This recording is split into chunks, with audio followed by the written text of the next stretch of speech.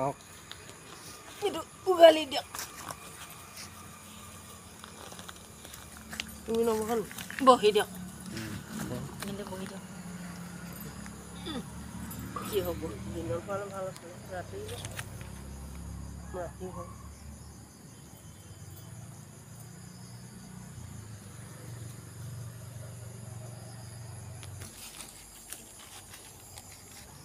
আপোনালোকক সকলোকে নমস্কাৰ জনাইছোঁ মোৰ নাম পিংকু পেগু অৰিজিনেল ঘৰ মোৰ ঢকুৱাখানাত কিন্তু আপোনালোকৰ অপজিট ছাইডতে থাকোঁ মই শিক্ষা পৰিৱেশ শান্তি আৰু একতাৰ উদ্দেশ্যলৈ এনেকৈ ঘৰে ঘৰে গছপুলি ৰোৱাৰ ব্যৱস্থা কৰিছোঁ আৰু বিনামূলীয়াকৈ শিক্ষাদান কৰা তেনেকুৱা বিভিন্ন ধৰণৰ আৰু এইটো পাৰ্চনেলি আহিছোঁ কোনো গভৰ্ণমেণ্টে পঠিওৱা নাই এনেকৈ গছপুলি ৰুই ভাল পাওঁ এনেকৈ সজাগতা দি থাকোঁ আৰু কিন্তু পৃথিৱীটো বচাবৰ কাৰণে কৰি আছোঁ আজি পৃথিৱীৰ যিটো সমস্যা যিটো আটাইতকৈ ডাঙৰ সমস্যা ডাঙৰ ডাঙৰ গছ নাই যিটো গৰম পৰিছে আমি সকলোৱে অনুভৱ কৰিছোঁ কিন্তু ইয়াৰ পৰা ৰক্ষা পাবলৈ কাৰণে আমাক উপায় এটাই আছে আমাক গছ লাগিব কিন্তু এতিয়া আপুনি যেতিয়া আমি যদি মনত পৰি আগৰ কথাবোৰ শগুন চিলনি বা বৰটোকোলা হওক অন্যান্য জীৱ জন্তু চব বিলুপ্ত হৈ গৈছে তাৰ কাৰণটো মই ৰিচাৰ্চ কৰি পালোঁ মানে কি ডাঙৰ ডাঙৰ বা ওখ ওখ গছ নথকাৰ ফলত বহুত প্ৰব্লেম হৈ গৈছে সেইকাৰণে আমি সকলোৱে অলপ অলপ সজাগ হ'ব লাগিব মানে কিন্তু ৰাইজ সজাগ নহয় মানে নিজৰ নিজৰ কেম্পাছত থকা গছখিনি আমি অন্ততঃ মানে প্ৰতিপালন কৰি সংৰক্ষণ কৰাৰ ব্যৱস্থা কৰিব লাগে আৰু নিজৰ কাৰণে মানে কিন্তু আমি গছক মানে এনেই গছ বুলি ভাবি জাষ্ট কাটি পেলাওঁ সেইটো কৰিব নালাগে বুলি ভাবোঁ আৰু মানে আগতে যিটো যেনেকুৱা পৰিৱেশ আছিলে এতিয়াতো পৰিৱেশটো কমপ্লিটলি চেঞ্জ হৈ গ'ল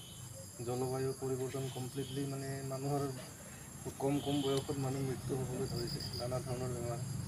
কিন্তু সেইকাৰণে সকলোৱে সজাগ হ'ব লাগে বুলি ঘৰে ঘৰে মই যিমানটো পাৰোঁ অনুষ্ঠান প্ৰতিষ্ঠান এটা সজাগতাৰ বাৰ্তা এটা প্ৰেৰণ কৰিব আহিছোঁ আৰু আমি সকলোৱে জানোৱেই সেইকাৰণে গছক ভগৱান বুলি আমি মানিবই লাগিব এতিয়া নহ'লেতো আমাৰ জীয়াই থকাৰ ৰাস্তাটো আমি নিজেই বন্ধ কৰিছোঁ মানে এডুকেশ্যন যিমান বাঢ়িছে টেকন'লজি যিমান বাঢ়িছে প্ৰকৃতি ইমানেই নষ্ট হৈ গৈছে তো সেইবোৰৰ পৰা আমি নাতি মুতি বা ল'ৰা ছোৱালী সকলোকে এনেধৰণৰ শিক্ষা দিব লাগিব যাতে অকল পঢ়িলে নহ'ব গছ পুলিও ৰুব লাগিব বা গছ প্ৰকৃতি সংৰক্ষণ কৰিব লাগিব সেইটোৰ ওপৰতো আমি জ্ঞানটো দিয়াটো উচিত মানে নহ'লে আজিৰ পৃথিৱী ছেফ নহয় মৰিবৰ কাৰণে আমাৰ 5 ডিগ্ৰী অকল মানে বাকী আছে কাৰণ 45 ডিগ্ৰী পৰ্যন্ত গৰম বাঢ়িয়ে আছে মানে কমা নাই গছটো মানুহ দিনক দিনে কাটিয়ে আছে কিন্তু সেইবোৰৰ প্ৰতি আমি অন্ততঃ গছক অলপ ক্ষমা দয়া কৰিব লাগিব আৰু এই গছজোপা যিহেতু আপোনাৰ চচৰ বুঢ়া আৰু চচৰ বুঢ়ী এইখন পৃথিৱীত নাই তেখেতৰ আত্মাৰ সদগতিৰ ৰুম আৰু এই গছজোপাৰ জৰিয়তে নিশ্চয় আপোনালোকৰ এই কেম্পাছটো বা এই অঞ্চলটো নিশ্চয় ভাল হ'ব বুলি মই আশা কৰিছোঁ ধুনীয়াকৈ প্ৰতিপালন কৰি ডাঙৰ দীঘল কৰিব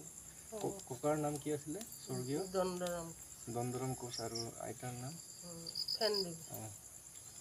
স্বৰ্গীয় ফেনদেৱী তেখেতসকলৰ আত্মাৰ সদগতি ৰুইছোঁ ধুনীয়াকৈ প্ৰতিপালন কৰি ডাঙৰ দীঘল কৰিব জলফাই গছৰ আজি বহুত ভেলু আছে ইয়াৰ মানে বহুত ঔষধি গুণ আছে মানে প্ৰায় নাইকিয়া হৈ গৈছে ক'বলৈ গ'লে আৰু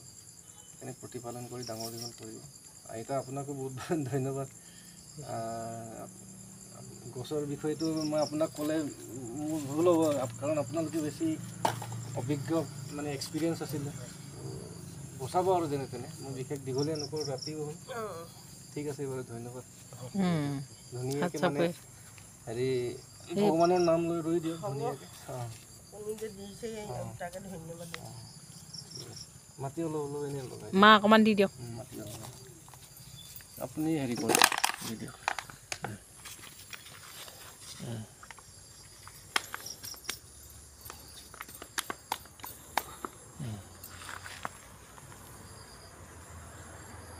ঠিক আছে বাৰু থেংক ইউ ৱেলকাম এইবিলাক গছ পুলি খুব পচন্দ লাগে ঠিক আছে জলফাই হওক মিকাটো খুব আশা আছে